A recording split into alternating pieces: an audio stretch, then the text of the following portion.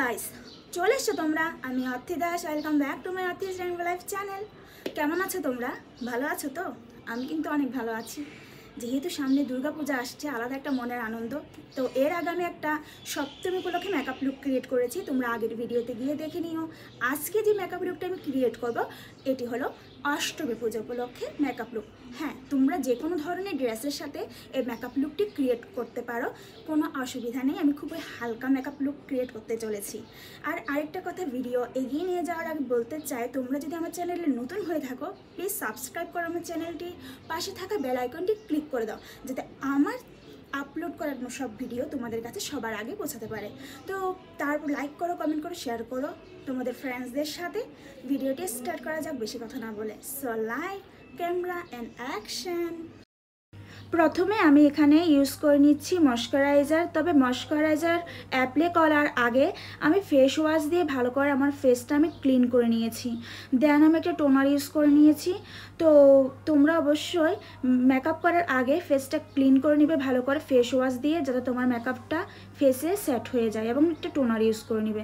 তারপর moisturiser apply করে নিবে। তো আমি ব্রাশ দিয়ে ব্লেন্ড করে নিচ্ছি। এই ময়শ্চারাইজারটা আমি এখানে ইউজ করছি নিভিয়া সফট ময়শ্চারাইজার, যেটা অনেকটা ভালো একটা প্রোডাক্ট। তো তারপরে আমি এখানে ইউজ করে নিচ্ছি সানস্ক্রিন। যেহেতু রোদ পড়ছে অনেক, তাই সানস্ক্রিন ইউজ করলে যদি দিনের বেলা বের হো তাহলে এটা ইউজ করে নিও, আর রাতের হলে ইউজ না করলেও চলবে। তো যেহেতু দিনের বেলা যদি বের হয়ে থাকো তাহলে সানস্ক্রিনটা অ্যাপ্লাই করে নিও, তো সানস থেকে তোমাদের ফেসটা প্রোটেক্ট হবে। তো আমি ব্রাশ দিয়ে ব্লেন্ড করছি, এই কারণে কি হাত দিয়েও ব্লেন্ড করা যায়। আমার কাছে ব্রাশ আছে, সে কারণে আর হাত দিয়ে ব্লেন্ড করছি না, ব্রাশ দিয়ে ব্লেন্ড করে নিয়েছি। তো তোমরা চাইলে হাত দিয়ে ব্লেন্ড করতে পারো, তাতে কোনো প্রবলেম নেই। তারপরে মেকআপের সবথেকে একটা ইম্পর্টেন্ট পার্ট হলো ফাউন্ডেশন। তো ফাউন্ডেশনের জন্য আমি এখানে ইউজ করছি মিলানি ফাউন্ডেশন।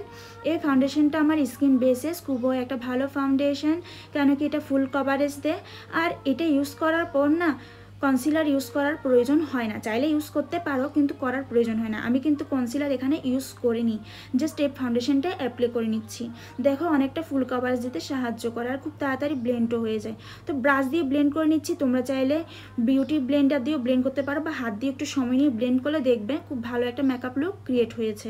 তো যাই হোক, ফাউন্ডেশন অ্যাপ্লাই করা কমপ্লিট হলে আমি যাতে ফাউন্ডেশনটা আমার ফেসে সেট হয়ে যায় ভালো করে, সে কারণে আমি এখানে কম্প্যাক্ট পাউডার ইউজ করছি। লুজ পাউডারও ইউজ করতে পারে, তবে কম্প্যাক্ট পাউডার হালকা লুকিংয়ের ক্ষেত্রে বেস্ট। তো এরপর আমি এখানে ব্ল্যাক কালার একটি শেড নিয়েছি এবং আইব্রো ফিল করে নিচ্ছি। আইশ্যাডো প্লেটের নাম হলো মরফি আইশ্যাডো প্লেট। তো মরফি আইশ্যাডো প্লেট থেকে ব্ল্যাক কালার শেড নিয়ে আমার আইব্রো আমি ফিল করে নিয়েছি একটি ব্রাশের সাহায্যে। দেন ব্লাশ। তো ব্লাশের জন্য আমি একটা লিপস্টিক ইউজ করছি রেড কালারের। অ্যাপ্লাই করার সময় ব্লাশ একটু হেসে নিবে, তাতে ব্লাশটা ভালোভাবে সেট হবে ফেসে। তারপর ব্রাশ দিয়ে ব্লেন্ড করে নিয়েছি, হাতেও দিয়ে ব্লেন্ড করা যায়। ব্লাশ ব্লেন্ড করতে অনেকটা প্রবলেম হয় না, তেমনটা ইজিলি ব্লেন্ড হয়ে যায়। তো হালকা করে আমি রেড কালারটা ইউজ করে নিলাম। এরপরে আই মেকআপ। তো আই মেকআপের জন্য আমি ব্লু কালার শেড নিয়েছি। যেহেতু দেখতে পাচ্ছ আমি একটা ব্লু আর ব্ল্যাক কালারের কম্বিনেশনে জামা পরেছি, তো সে কারণে ড্রেসের সাথে মিল রাখার জন্য ব্লু কালার অ্যাপ্লাই করছি। তবে হ্যাঁ, তোমরা যে কোনো ধরনের ড্রেস পরো না কেন, কোনো সমস্যা নেই, তোমাদের পছন্দ মতো যে কোনো ধরনের কালার করতে পারো, বা এরকম ধরনের মেকআপ লুক ক্রিয়েট করতে চাইলেও কোনো প্রবলেম নেই, খারাপ লাগবে না দেখতে। আচ্ছা যাই হোক, তো ব্রাশ দিয়ে ব্লেন্ড করে নিচ্ছি ভালো করে, যাতে অনেকটা হালকা হয়ে যায় ব্লু কালারটা। তো তারপর আমি এখানে অ্যাপ্লাই করে নিব গ্লিটার।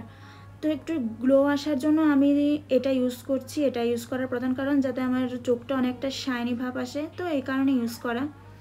তো আমি অপর চোখেও অ্যাপ্লাই করে নিচ্ছি অফ স্ক্রিনে।